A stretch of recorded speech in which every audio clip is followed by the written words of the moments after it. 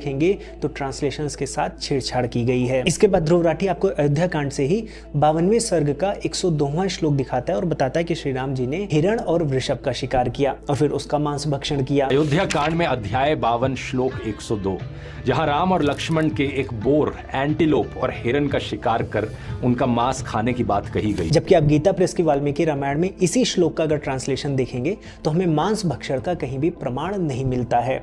अब गीता प्रेस की माने या ध्रुव राठी ने जहां से ट्रांसलेशन लिया है वो माने, तो अगर आप कॉन्टेक्स्ट देखेंगे तो भगवान राम ने कई बार ये क्लियर किया है कि वो फल मूल खाकर ही 14 वर्षों का वनवास करेंगे। जैसे अयोध्या कांड के अगर आप 20वें सर्ग के 29वें श्लोक को देखें तो वहां पर श्री राम जी कह रहे हैं कि मैं राजभोग्य वस्तु का त्याग करके मुनि की भांति कंद मूल और फलों से जीवन निर्वाह करता हुआ 14 वर्षों तक निर्जन वन में निवास करूंगा।